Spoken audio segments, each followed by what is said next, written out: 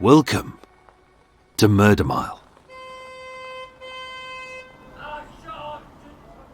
Today, I'm standing on Greek Street in Soho, W1. A few doors south of William Crease's deadly dose of syphilis. A few doors west of Susan Latany's Stockholm Syndrome. A few doors up from Joe Ganane's drug-fueled murder spree. And a few steps from the hobo tax collector. Coming soon to Murder Mile. At 23 Greek Street currently stands a 5-story office block with the shell of the pleasant lady Zhang Bing's Chinese street food stall below, and the stench of avocados and falafel coming from the production companies above. And with a horrible pebble dash facade, like a statue's been sick. A set of nasty white windows, reminiscent of a 1980s comprehensive. And its graffiti-covered wall, reeking of wee-wee. This building is so ugly. It looks like an architect sat on a box of Meccano and thought, yeah, that'll do. Back in 1904, at 23 Greek Street stood a provisions shop called Dearden's, ran by the Dearden family. And above, in a modest 3-story terrace, was their home, with space for several lodgers. On Sunday the 31st of July 1904, at roughly 12:30 a.m, a fight broke out near the doorway of 23 Greek Street between two young men, Edward Devanney and Raphael Ciclino. Amidst a melee of fists and drunken yells, in a brawl which risked one man's execution and another man's death.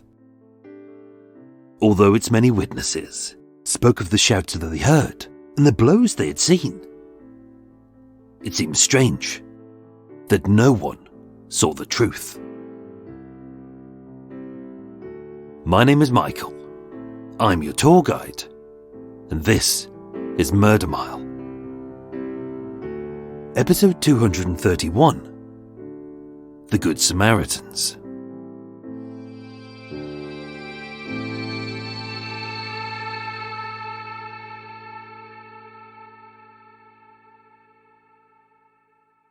Drinking and fighting are nightly staples of most cities.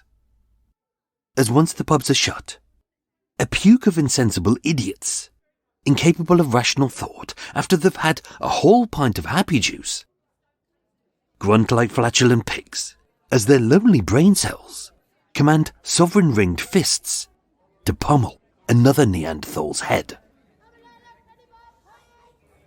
Some may say, good riddance to these dregs of society. But sometimes there can be more to a fight than at first glance.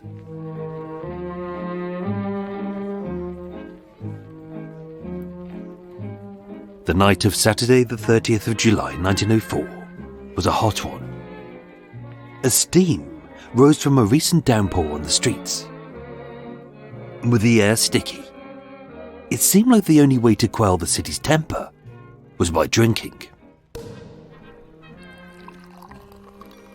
25-year-old Edward Thomas Devanney was a superintendent at the Hippodrome in Leicester Square. Holding down a steady job and living in a one-room lodging on New Compton Street, he had no real plans for the future, as he was all about Saturday nights out with his pals, a few pints, and a fight. Described as a ne'er-do-well, a yob, an oaf, and a lout, he wasn't best blessed with brains, and once he'd got a few pints inside of him, he didn't care who got hurt, as it was all about his pride and his fun. With a conviction for stealing a purse and a watch, he served 8 months hard labour. Having not learned his lesson, he stole another watch and served another 12 months.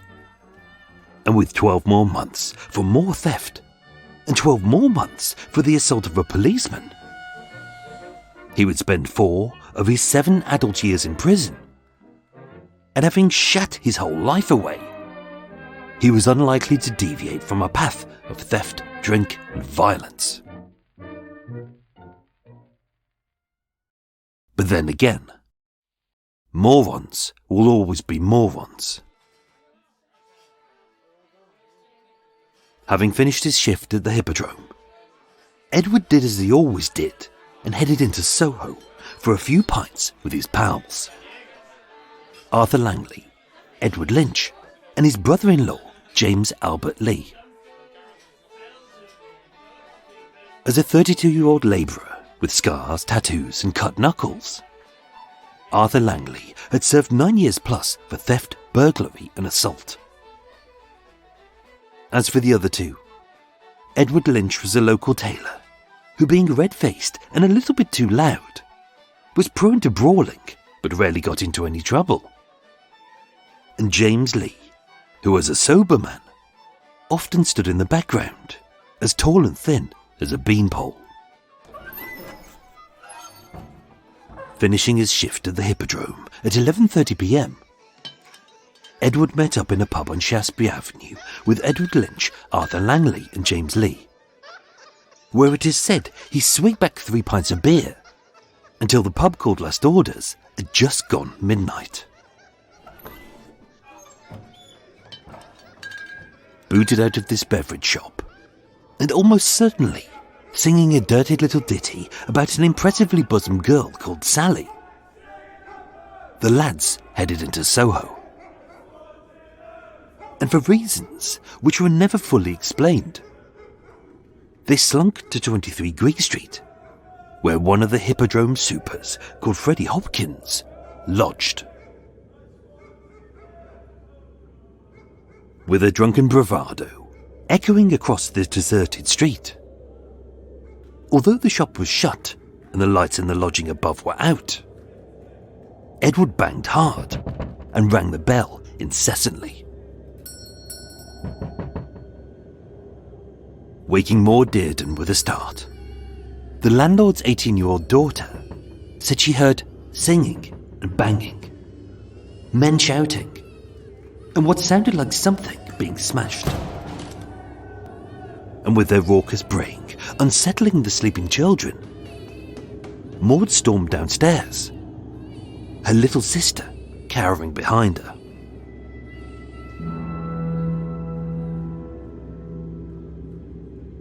Among the dark of the hallway, as a light burst in from outside, owing to a broken front door hanging off of its hinges, all she saw were the sinister silhouettes of 3 men: Devanney, Lynch, and Langley. As a petite young woman, wearing just her nightdress, she should have been scared. But being so used to their obnoxiousness, all she saw was a bunch of slurring, intoxicated arseholes, staggering around like their hips were made of jelly, and demanding, "Where's Hopkins? Where's that fat bastard got to?" With this being her home, Maud ushered these 3 mashed menaces out, hissing, "You'll have to go. He's asleep. Come back tomorrow."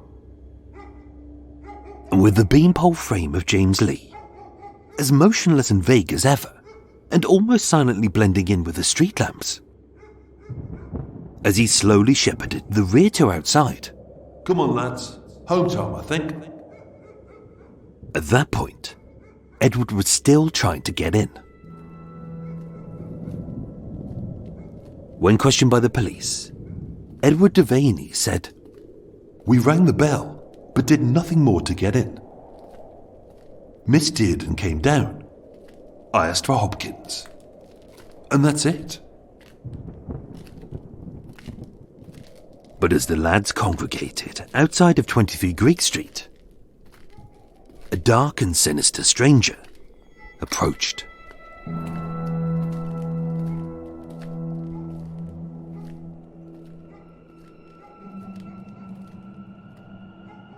As Freddie Hopkins peered from his window, too cowardly to confront the commotion below. He'd tell the court, I saw a foreign man come round the corner. stocky like a bulldog, strutting like a peacock, and as stiff as a seething cobra ready to strike. Dressed entirely in black, the dark Italian spat furiously. Having never seen him before, the lads had no idea what he wanted. As in an indecipherable gibberish, the Italian shoved Edward hard. Ew, what's he saying? Nah, fuck off, mate. Leave it out. I don't fucking know who he is. Not joking. What? Are you mad or something? Must be a nutter. Bloody high tie. But with this foreigner's fists balled up like the hands of two sledgehammers, spoiling for a fight, as James ushered Lynch and Langley across the street to safety, Edward and the foreigner got stuck in, knocking 7 shades of shit out of each other. As I say, morons will always be morons. Their fisticuffs only lasted a minute at best, maybe 2. And with both men pummeling each other as much as the other, nobody won, nobody lost. Face was saved, and with James separating the two, they both went about their ways, shouting obscenities from an ever-increasing distance.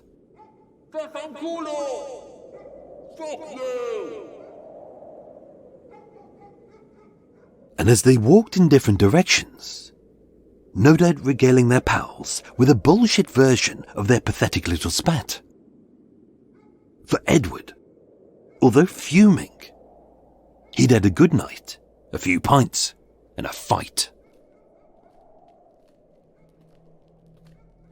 It had begun as quickly as it ended. Or at least, that's what they thought. Having walked up Greek Street, Edward recalled, After 80 yards, I said I was going home, and I went back down towards Old Compton. as he lived on New Compton Street. But as they approached the corner, there he was. The foreigner, right outside of 23 Greek Street. With the Italian facing the other way, and Edward still fuming. Instead of letting it be, being nothing more than a drunken lout, he'd state, I got up to him, and I struck him with my fist 2 or 3 times. As he often did, James tried to break up the fight, shouting, Don't be a fool, come away. But Edward was in too deep. Punching fast and hard, although Edward had the upper hand, being a few inches taller. All it took was a single mistake for his life to change forever. As having put the wrong foot in the wrong place at the wrong time, as he tripped over a curbstone, I slipped to the ground, and next, he was on top of me. with the Italian raining down punches, and Edward giving sharp thumps to the gut. The 2 men pounded on, their bleeding fists slamming into each other's bodies as James tried to split them apart. As a melee of flying limbs and furious grunts, it was impossible for any witness on this partially lit street to see what had happened.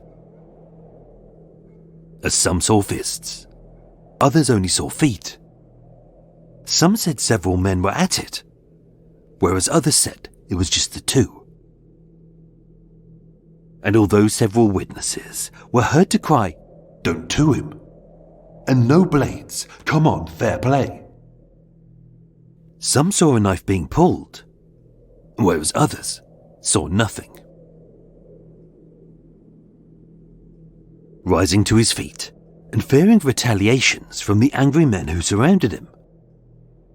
As the Italian fled, Lynch recalled, Devanney got off the ground and went after him. Running down Northampton Street, Devanney overtook him and struck him once in the face. But hearing a cry of police help from one of the eyewitnesses. As the Italian headed west, the lads headed east.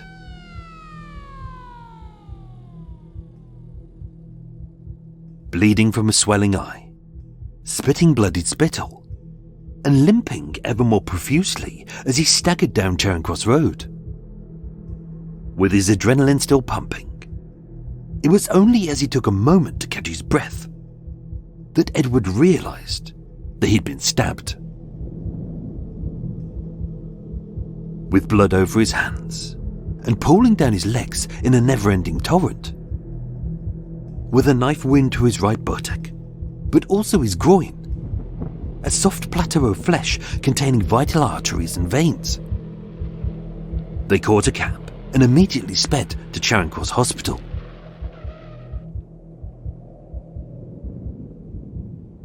Admitted as a casualty, and given the very best available treatment for his wounds.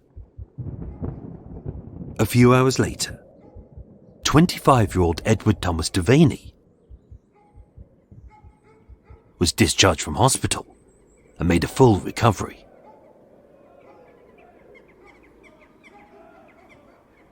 Although he had 2 knife wounds, one an inch long to the right buttock and the other in the lower part of his abdomen, having only punctured the skin, these superficial wounds were stitched and dressed, and with no long-term damage to his vital organs, Edward left and went about his day.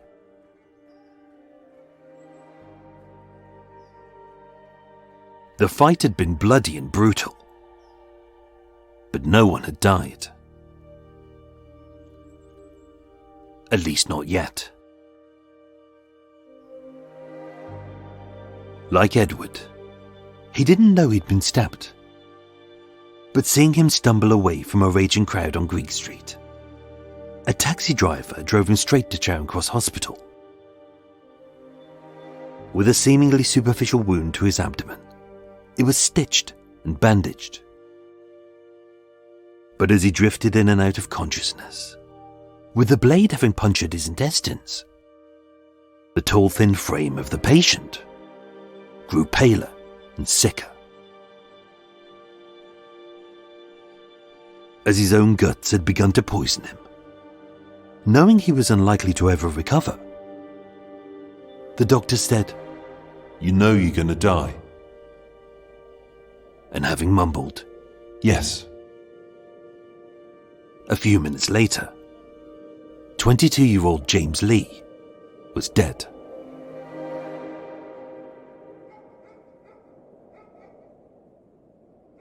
He hadn't drank, he hadn't argued, he hadn't fought. And being a quiet, sober man, this Good Samaritan had simply stepped in to break up a fight. And yet the blade meant for Edward had ended his life.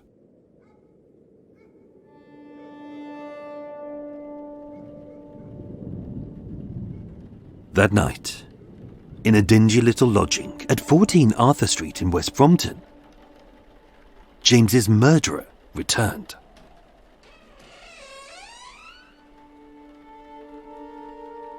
As the dark foreigner entered this gloomy hovel, pulling from his bloodied pocket a bone-handled clasp knife, before stashing the evidence in his drawer, he wiped the blade clean with a rag and a sharpener.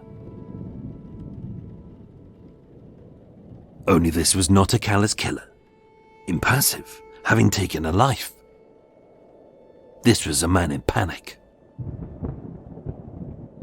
32-year-old Italian Raphael Ciclino was so perturbed by his own actions that when his landlady, Rosina Martin, came to deliver his breakfast in the morning, she would state, "The door was shut, the room was empty, and the bed was dirty, as if somebody with muddy clothes had lain on it.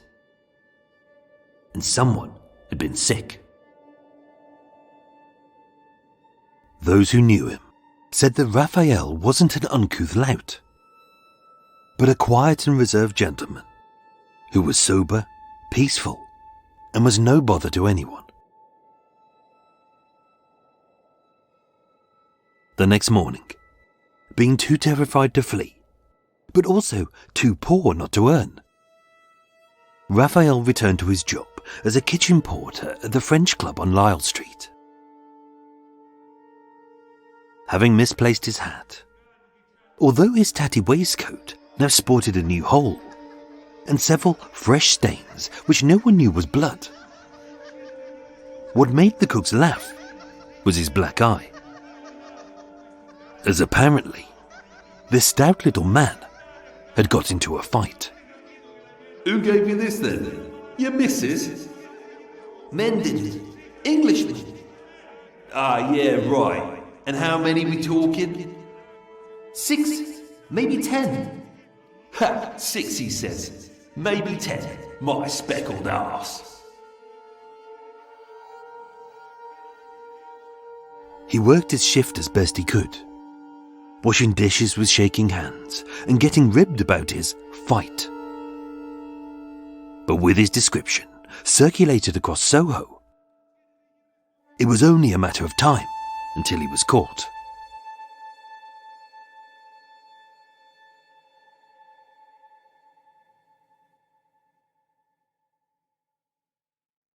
On the morning of Monday, the 1st of August, Raphael Ciclino was arrested at the French Club, having been pointed out by the cowardly Freddie Hopkins.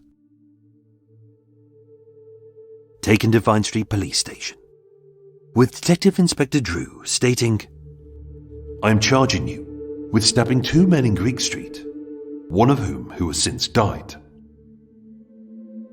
But barely able to converse in broken English, Raphael looked lost. And although it didn't take an interpreter, who would later arrive to translate, No fight, me no knife, his defense was never going to be easy, as the inspector replied, Sorry, mate, I don't speak French. So many details would be lost in translation. And yet, ironically, that was how the fight had begun. The evidence against Raphael was overwhelming. Examined by Dr. Mitchell, with extensive bruises to his jaw, nose, legs, knees, and the back of his head, the police surgeon would state, He had been very badly mauled. And although clearly shocked at how deadly this brawl had been, although he shook, and he cried, and he repeatedly vomited, there was no denying that, regardless of how remorseful he was now, that fight had led to a man's death. In his lodging, the police found the knife hidden in a drawer, with a reddish-brown film on the blade from where he had wiped it clean. Although an attempt to destroy the evidence was seen by the police, the bloodied speckles which remained lay the black fluff matching his pocket's lining and a sprinkling of tobacco leaves identical to the brand that he smoked. Back at Vine Street Police Station, against a lineup of 10 stocky men of Italian appearance, Raphael was picked out by Edward Devanney, his victim and the brother-in-law of the deceased, Edward's boozy pals Arthur Langley and Edward Lynch, Freddie Hopkins the coward, and Maud Dearden of 23 Greek Street. Questioned with an interpreter present, although he gave a piecemeal statement in a mix of excitable Italian and broken English, repeatedly asserting, I had no knife, only my hands. Everyone see that. Even though no one could recall seeing a knife, Not even Edward. It didn't help that he'd lied. Charged with the wounding of Edward Devanney and the willful murder of James Lee, as two men who he didn't know, who he had never met until that moment, the impact of his actions would be so overwhelming that on 2 occasions, as he sat in his prison cell, Raphael would attempt to take his own life. Using whatever he could find. In the first instance, he ripped off the buttons off his jacket and made from highly toxic lead and decorated with lethal levels of an arsenic-based paint. He swallowed them. In the second instance, having survived owing to quick-witted officers, he strangled himself using his own coat sleeves, and running fast, he headed headfirst into the cell stone wall until he fell unconscious.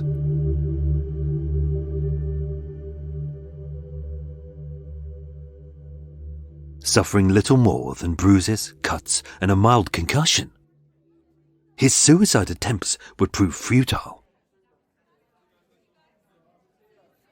But what had driven this quiet little man to stab a stranger he didn't know?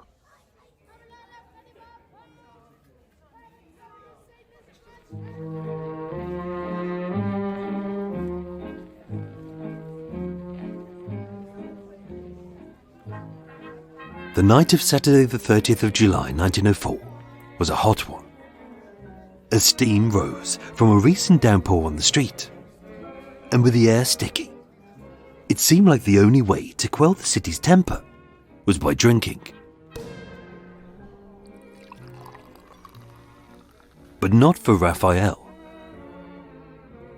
Being a sober man, although he was sat in the Swiss Hotel on Old Compton Street, with Joseph Berger, a cook from the French Club, there was no argument to rile his temper, and no excessive drink to cloud his judgment, as having supped a small wine, he left the pub at 12:30 a.m.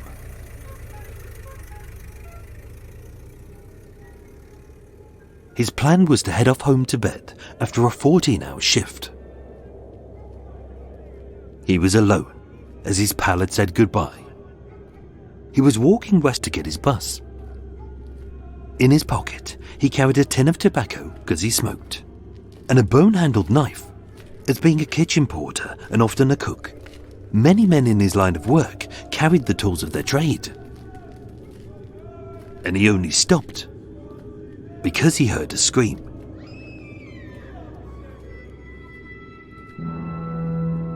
Turning off Old Compton Street and onto Greek Street, to the side of the provisions shop, he saw the petite frame of 18-year-old Maud, her front door hanging off its hinges, her little sister cowering behind her, and surrounded by drunken louts.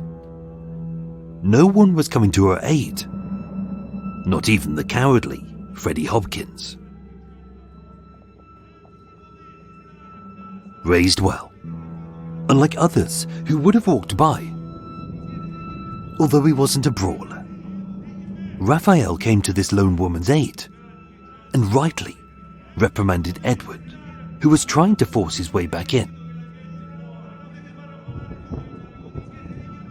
Raphael was just a stranger, but he was the Good Samaritan that Maud needed in her moment of fear. Only with no one having a clue what he was saying. What's he saying? Nah, fuck off, mate. I don't fucking know who he is. Must be a nut job with what bloody high tide. Raphael would state, I saw a man strike a woman. I spoke to him, but he did not understand me.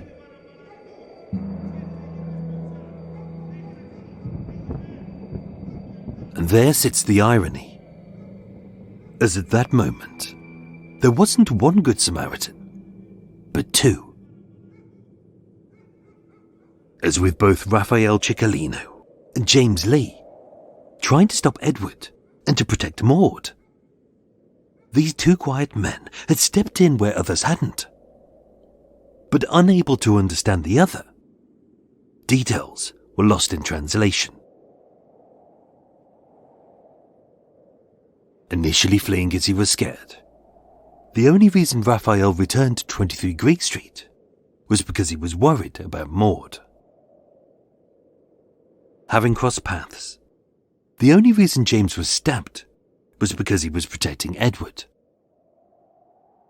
And the only reason that Raphael pulled a knife was because he was fearing for his life, as the drunken lout called Edward Devanney had sunk a few pints and was spoiling for a fight.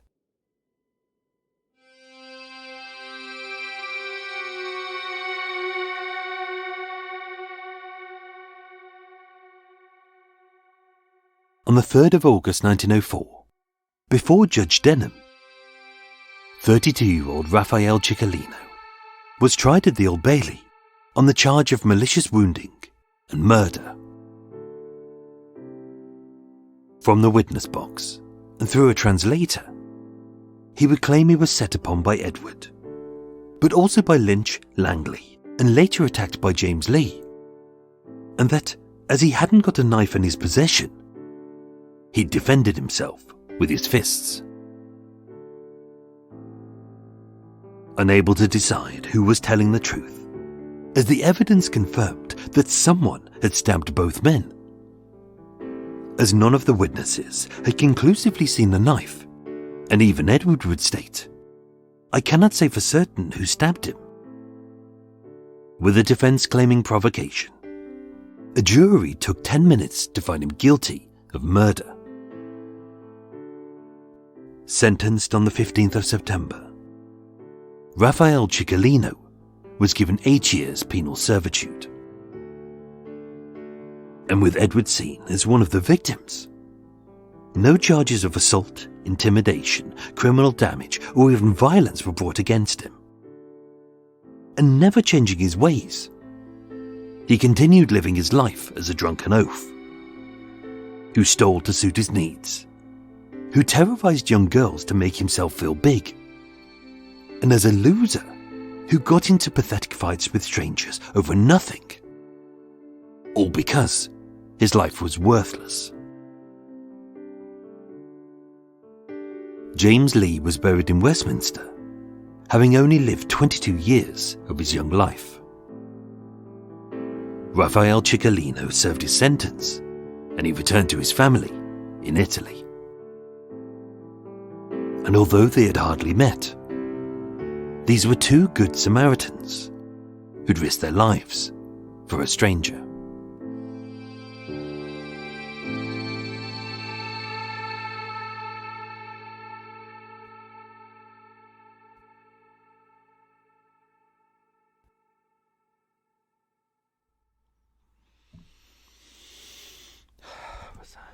That was fine. That was fine.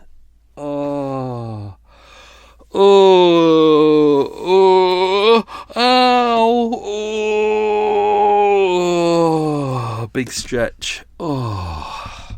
What time is it? Oh, do this. Go on a walk, get to the coffee shop for about 2, have a decaf soy latte. Should be fine. Oh, how's everyone doing? We all good? Welcome to Extra Mile, unscripted, unedited bit, blah, blah, blah, blah, blah, blah, blah, blah, blah, blah, blah, blah. See, that would be edited out, but not today. Not today, not any day. Nothing. Bum fluff. There we go. That would be edited out. Burp. That would be edited out. Brilliant. But it's not. It's going to stay in. Because this is the unscripted, unedited bit. Therefore, if there's mistakes that happen in this bit, it's just like regular. I always find it fascinating when people message me going, "In Extra Mile, you made a mistake." It's like, that's the whole point. If I make a mistake in Extra Mile, it stays. It just stays. That's the whole point. Oh, anyway, I think I'm going to open up some windows. I think this might be the last hot day for our excuse of a summer. It's very nice outside. It's very pleasant. I'm just going to open up the window. I removed your little hat. Your hat's going to go back into its little box. Just going to open up. Oh, take away the pillows, which act as kind of protection on from behind the curtains.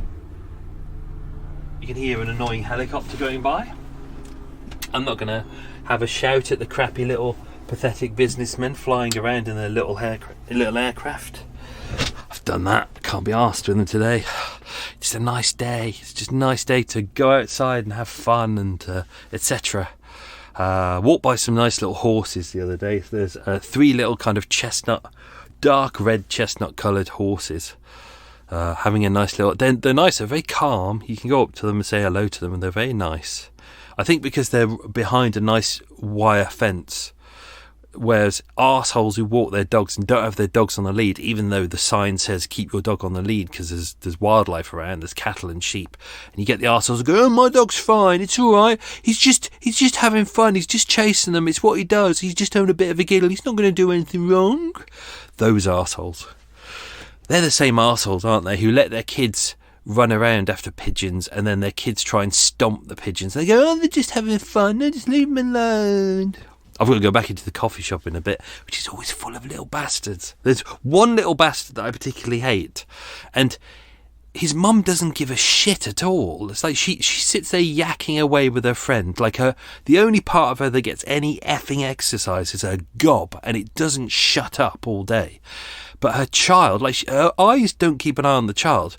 The child is running around a coffee shop where people are carrying boiling liquids, and he's not watching where he's going because he's a fucking idiot, and he's running around, he's pushing this little stool around and running around and falling, and his mum doesn't give a shit. Really, those people really piss me off. I was hoping I wouldn't have a grumble, but you know me, I have to have a grumble. What else is going on? I'm still on my diet, still doing well. Diet's still going well. Haven't had a cake in a long while. I had a treat cake for my 6-year anniversary of Murder Mile. But that was it. I'm kind of off the booze as well. Not really eating chocolate. Not really.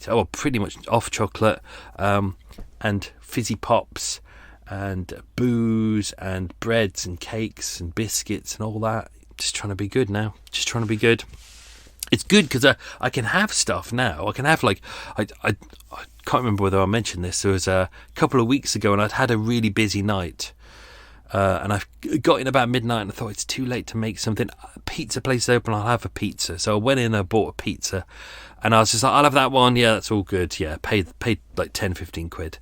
And it was a pizza that was probably as big as my table, so it's about 2 feet by 2 feet. And I thought, I'll have that. And I'll have some for breakfast in the morning. And while I was sitting there watching Ramsay's Kitchen Nightmares, I ate the whole bloody pizza. And I thought, I'm going to hurt tomorrow. I'm really going to hurt because my body's not used to processed stuff. It's not used to cheese. It's not used to bread. I don't even think my body knew what it was. I think it just digested it immediately. So that was good. That was very good. So there you go, there's some more waffly chit chat. What else is going on? I think, last day before it pisses down. I think we've got 3 days of pissing down in a bit, so there we go. But I'm just knuckling down at the moment. I'm just knuckling down to get all these episodes done. So I can't remember. I can't remember when this episode goes out. I think this goes out. When does it go out? Let me have a look at my notes. Bear with.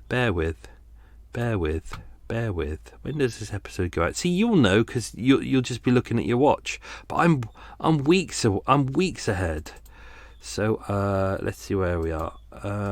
This episode goes out on. See, I had no idea where I am at the moment.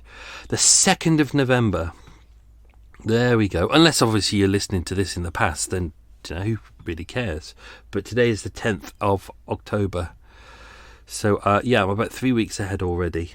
And I'm going to power ahead with these because I've already kind of drafted out the final 3 episodes. I've got 3 more to finish researching, but I know what those cases are and I've done a bulk of it already. I've prepped next week's episode, which is good. So my plan is to get everything done hopefully by the middle of November, so then I can take a tiny little bit of time off and relax a bit, and then December get into the archives and start finding some new stuff. So that's what I want to do. All exciting. Got loads of projects going on as well, so I want to make sure I've got time for that. Big thank you to new Patreon subscribers who are James Farver, Betty Lou, and the Inquisitor. The Inquisitor! So, thank you, James. Thank you, Betty. Thank you, because the will be your first name. So there we go. So thank you, everyone. Thank you for becoming patrons supporters. Don't forget you can become a patron supporter for as little as $3 a month, which is £2 in real money. Also, there's a trial on there, so you can click trial button, so you can have a look around. You can explore everything within your tier, and have a look at all the old stuff that's on there for about a week. And then at the end of the week, it'll say, "Do you want to continue doing this?" And then you can go yes or no. So it's worth doing the little trial because it's all free.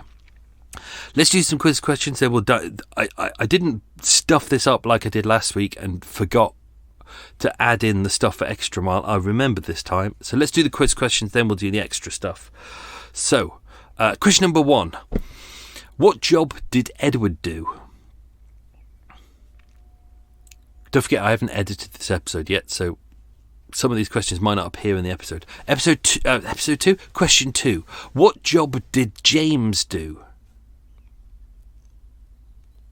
Question number 3. How many years out of 7 had Edward spent in prison? Question number 4. What job did Edward Lynch do? Question number 5. How many pints do we know that Edward Devanney drank that night? Question number 6. How did Edward describe Freddie Hopkins? Question number 7. What hospital were Edward and James taken to? Question number 8. What street did Raphael live on? Question number 9. What was the name of Raphael's landlady? And question number 10, what language did the inspector think the Italian spoke? Great bit of detective work there, well done. So let's dive into some stuff in here. Raphael Ciclino, 32 years old, described as short, stout, a dark man with a moustache who speaks very little English. People have said he was quiet and reserved, a gentleman who would always come to a lady's aid. His landlady described him as quiet, peaceable, I don't think people use the word peaceable anymore, and a regular man who pays his rent in a regular way. So by and large, people seem to like him. In his room, he got a small room in an undisclosed place. There we go. I'm learning not to give up the quiz questions. He'd been there for about 2 years. It was a small back room on the ground floor, and there was a set of cooking utensils in there, and the knife had come from that drawer. But also they were the knives that he sometimes used when he's not a kitchen porter, and he'd sometimes get called in to be not a chef but kind of a bit of a cook. So yeah, he had knives dotted around, but you know, they were all useful things. It's not like he was carrying a knife because I'm a gangster. That night he went out with Joseph Valentine Berger, a Belgian, who lived one street away on Church Street. That's now called Romilly Street. They knew each other well because they worked at the French Club on Lisle Street. Worked together, he said. We left the club at about 11 p.m. We went down to Compton Street, as people call it. It's actually Old Compton Street. And then they went for a drink. They went to the Swiss Hotel on Old Compton Street. That's now known as Compton's. And then at about 12:30 they separated. They had a little drink together and then they buggered off. Don't forget, this is there was kind of later closing hours then. You could kind of close when you needed to, really. But the what was I going to say? I can't remember what I was going to say. There we go. Maybe it'll come back to me. Freddie Hopkins, full name Frederick Harry Hopkins. We know that he worked with Edward at the Hippodrome. We know that he was one of the lodgers at 23 Greek Street, and that's the reason why Edward and his pals were going there, but we don't know why they went there. It's never explained. They said they urgently needed to see Frederick, or Freddie as he was called, but it was never explained why. Maud Rebecca Dearden was the 18-year-old daughter. Her parents ran the provisions shop on the ground floor of 23 Greek Street. She also worked there. They were the landlords of the house above, and they had lodgers living in there. Freddie Hopkins had been there for about 12 months. She went to bed about 11:30 p.m. and she put the kids to bed. She then, about an hour later, said she heard the street door being forced open. She called out and said, "Who is there?" She heard singing. She went downstairs. Her little sister followed her, and in a passageway she found the door open and 4 men there. Now, I didn't put this in the story because it throws it off, but she said there was Devanney, Lynch, Langley, and someone called Morecambe. Now, we don't know who Morecambe is. It may have been that she mistook James Lee for Morecambe, but in an earlier account on this, I took this out as well, because sometimes if there's things that just don't make sense, it doesn't make sense to put them in because it'll just throw you off. So Edward Devanney said that the other man there was a man called Gale, and he doesn't mention James Lee, his brother-in-law, so we don't know who Gale is. So this makes it more complicated. There's someone called Morecambe who no one knows, someone called Gale who no one knows, and no mention of Lee, even though Lee is there, James Lee. So that's what makes it really confusing. So I took that out of the episode because it just confuses things. Devanney said, "We rang the bell but did nothing more to get in. Miss Dearden came down. I asked for Hopkins and she stopped me going upstairs. I did not come into contact with her," which we know is bullshit, because he didn't just ring the doorbell. He forced down the door. The door was hanging off its hinges. He was ringing the doorbell. He made his way in. They tried to get some of the guys outside, but he wanted to force his way back in, and he was having a bit of a contretemps with Maud. So Arthur Langley said he would admit that. He said while Devanney was trying to force his way into the shop. Obviously, it's around this point that Raphael saw that bit. So he didn't see the start of it. He didn't see them breaking in. He just heard her scream and a gang of men outside the house, and then Edward Devanney, confronting her, trying to get in. So he doesn't know what's going on, but he knows that he has to do something about it. The fight later on. So Edward would say the prisoner, that's Raphael, ran away and I ran after him. He ran across Compton Street to Barnes' shop in Greek Street. My 2 friends were close behind. I got up to the prisoner and struck him with my fist 2 or 3 times, not more. He retaliated. My friends got me away and said, "Don't be foolish, come away." Spoken like a true arsehole, isn't he? He's all about making sure the details are in there, about how many punches I got in. Yeah, I got in at least 3 or 4 punches because I'm a legend. I am a legend. You're not a legend. You're fucking bellend. Is what you are. Unfortunately, you see this in Soho and most places all the time, where all the bellends come out after they've had a couple of beers and they all want it. They all like to believe, "Oh, I'm a bit tasty. I'm a bit tasty." So that's why. When I used to do my walking tours, I'd always do them on a Sunday morning, because Sunday mornings, not too bad. You don't get, like, some people would say, "Oh, can we do one on Saturday nights?" And they'd have to pay me well for that, because I hated Saturday nights because it's just full of pissheads, absolute arseholes who want to be helpful and see something, go, "Oh, that looks like fun. I'm gonna join in as well." "Oh, why are you getting upset, mate? Why are you getting upset? I'm just joining in. I'm just having a bit of a giggle." You'll get those pricks doing that who are really fucking annoying because they're drunk. There's nothing you can do about it. You've got to be polite, even though really what you want to say is "go fuck yourself." But yeah, so I used to do it on Sunday mornings, which is fine. The only problem with that is you get the crack addicts. A man has just gone past in a kayak, and he has a little cockapoo on the front of his kayak. The things you see every day. Anyway, so that's yes. So yeah, Saturday nights in Soho, lots of fighting going on. Let's see where we are. Edward Devanney, Edward Lynch would say, we returned to go home. We passed the prisoner. He and Devanney recognised each other. Devanney said, "Here he is," and made towards him as if the fight was going to commence again. He slipped and fell backwards like a turd. And the deceased appeared on the scene, so that's James, and looked as if he was going to pick Devanney up. The prisoner was in a stooping position over Devanney. I see no actual blows struck because the deceased hid my view. He was also stooping over Devanney. I saw no more of the deceased. There were independent witnesses there. One of the witnesses was heard to cry, "Don't to him." To him means kind of stab him. And there was another one, Amy Richmond of 59 New Compton Street. She was not too far away at that point. She said after the deceased reached the foreigner, see, that's why I call him the foreigner, the dark foreigner, all that in here, because that's the way everyone is kind of regarding him in this. And what I wanted to do was try and get across the idea of how it was in that kind of era, how it was like...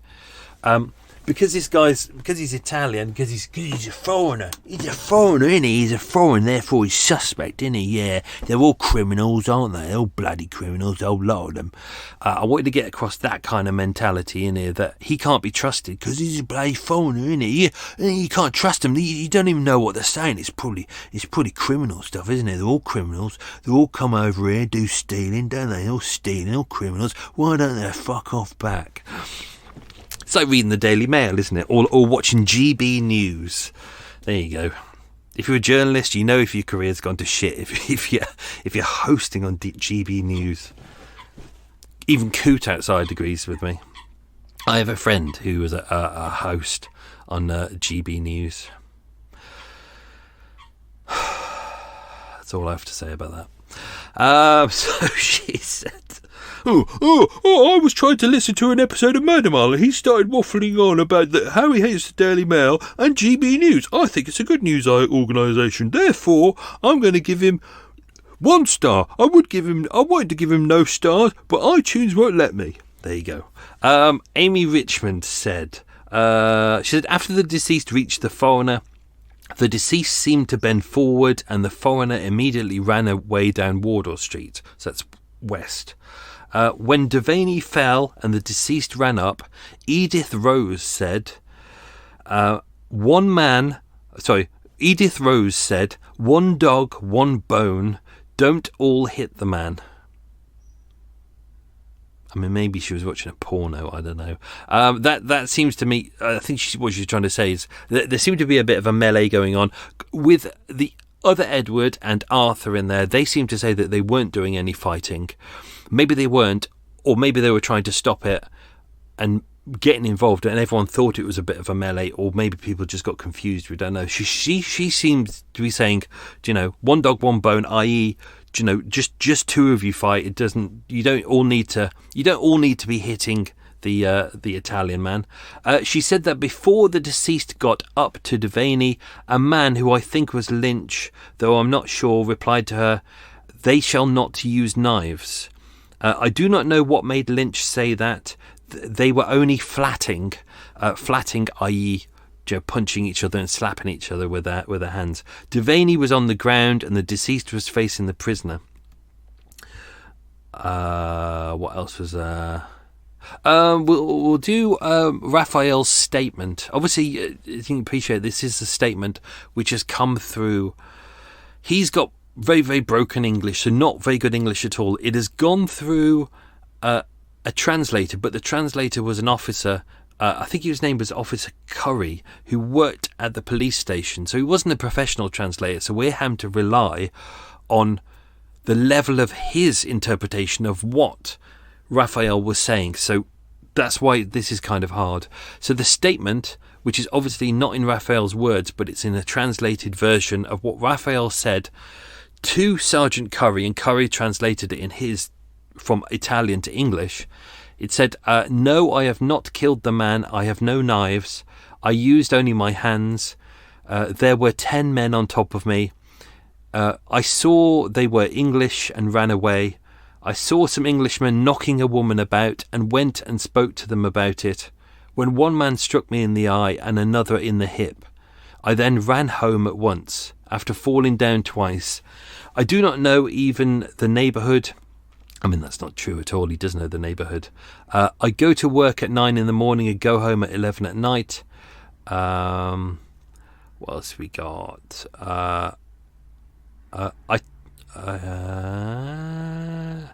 When asked, he said, how can I do that? I never had a knife. I never carry a knife. The officer said, I searched him and found no weapon. That's because the weapon was actually in his flat. But he did occasionally carry a knife. Why? Because he's a chef. Of course he carries a knife. It'd be like saying you're a workman and you're not carrying a screwdriver or a hammer. You know, it just doesn't make sense at all. Dr. Ludwig Freiberger was one of the pathologists.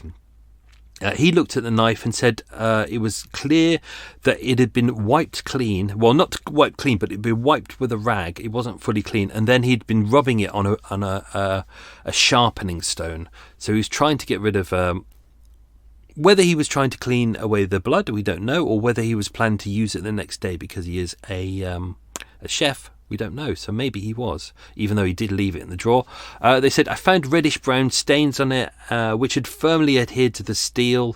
I also found in the space left for the point of the blade some black stuff, which was the tobacco, black stuff which was rubbed from the lining of the pocket, and some tobacco leaves. I also came to the conclusion that the film had been occasioned by mammal blood. So we're at an era here where they can determine the difference between mammal blood and non-mammal blood. But they can't really do much more than that, so they can't tell blood group at this point. He also said that on the knife was some large cells as formed the covering of a skin, and these were definitely human epithelium cells. There you go, human skin cells. Also on his jacket as well. So James had a wound to his jacket as well. So James is wearing a black serge jacket, waistcoat, trousers, woolen pants, shirt, and a woolen vest. And when they looked at his jacket, he had an exact mark on the outside of his clothes to the kind of the abdomen area where he was stabbed. There was also blood on the prisoner's waistcoat as well. So that probably was when he was probably from the slash or something like that. Although, if I remember correctly, his landlady said that don't forget, this is like, you probably go into your wardrobe and you probably see loads of clothes and you probably go, which clothes shall I wear today? But when you go back almost a century, or in this case more than a century, people don't have a lot of selections of clothes. They tend to you have a good one and a bad one, and you have good one that you save for Sunday best when you go to church, and you have your regular clothes that you wear throughout the day. If you're lucky, you might have a spare set of clothes as well. So hence his waistcoat is quite tatty. Hence it's already got cuts in it. Hence it's already been stitched up by the landlady before, and she did admit that she did see what she thought was blood stains on it a couple of months ago. But if you consider the fact that he is a cook, might not be human blood, it could be animal blood. So there we go. I think that's it, folks. I think that's it. Yeah, I think that's it. I need to go to the coffee shop. Coffee shop, as my gran used to say. Coffee shop. Let's do the quiz questions, and then I'm gonna have a carrot. Oh, Michael, your life is so exciting. Yes, I know. Eating a carrot. Whoa. That's what I do in the mornings to speed up my metabolism, is after I've had my porridge with all nuts and berries and all that on there, all the good stuff that you need to have in there. Then throughout the morning, every hour, I'll have a carrot, as that speeds up my metabolism by eating every hour. So therefore, I don't have to have lunch by the time lunch comes around, because I've already got food in my tum-tum. And therefore, by the time I have my dinner around 6 o'clock, that digests quite quickly. So, because you shouldn't eat too late as well. And then in the evening, just to treat myself, I have some plain rice crackers. Do you know what? Weirdly, I really like them. I quite look forward to them. I quite look forward to my little carrot as well. Not my little carrot. Eva looks forward to my little carrot. Well, hey! There you go. Smut. So let's do the quiz questions. Let's see how many you got. Question number 1. What job did Edward do? He was a superintendent at the Hippodrome. Hippodrome, if you go to Leicester Square, it's still there. It's on the corner of Charing Cross Road. Question number 2. What job did James do? James was also a superintendent at the Hippodrome. That's how most of them knew each other. Question number 3. How many years out of 7 had Edward spent in prison? 4. So given the fact that from the age of 18, he'd spent 4 of 7 years out of his adult life out of prison, you would think you'd just not be a criminal. You'd think to yourself, well, if you spend that much time in prison, you're clearly shit at being a criminal. So why not just go straight? Why not just get a regular job? And then you don't have to embarrass yourself by going out going, yeah, I did a 4 stretch. I always find that fascinating when people waffle on about, they go, yeah, I came out of prison, I did a 4 stretch. And you just go, yeah, but what's impressive about that? You got caught. You did proven that you're a bit of a prick, that you're not particularly good at being a criminal, that you're not particularly intelligent, that you got easily caught. It's just like, surely a proper criminal is someone who's never ended up in prison because they're more skilled than you. If you end up in prison, you're just basically saying to people, I'm shit at being a criminal. Go straight, for fuck's sake. Question number 4. What job did Edward Lynch do? He was a tailor. Oh, coughing. Question number 5. How many pints do we know that Edward drank that night? 3. 3 pints. And then he was acting like a massive prick. 3 pints. Not 10, not 5, 3 pints. I mean, even 5, come on. 5's not a lot, but Jesus Christ, 3 pints. And he had to have a fight with someone, and then he had to accost a young lady who was defending her young sister behind her. What a turd. What a massive turd. I'm sure he's bigged it up and gone, yeah, I had to get in there because, I'm a criminal, innit? I'm a bad boy, innit? Yeah. Turd. Question number 6. How did Edward describe Freddie Hopkins? He described him as a fat bastard. There you go. Enjoy that. Question number 7. What hospital were both men taken to? It was Charing Cross Hospital. Question number 8. What street did Raphael live on? It was Arthur Street. Arthur. Question number 9. What was the name of Raphael's landlady? It was Rosina Martin. And question number 10. What language did the inspector think that the Italian spoke? French. What an idiot. What a massive idiot. So there you go. A story about idiots. Hey, can life get any better? A story about massive idiots who are just incompetent and effing stupid and ballsing stuff up because they haven't got the brain power to go, do you know what? I'm not going to fight. I don't need to fight. I just need to go out and have a good time and then go home and say, oh, I had a good time, and then go to bed, probably have a little Tom Tank, and then wake up in the morning and go, oh, I'm not in a prison cell. But obviously some people can't do that. Some people are just fucking idiots. So that's a word of the wise, folks. Don't be a fucking idiot. So that's it. Yeah, I think that's done. So next week, another one-parter that's ready to go. And that'll take us through to the end of the year. We'll end with a 3-parter. If I might do something over Christmas. I haven't quite decided yet, but there we go.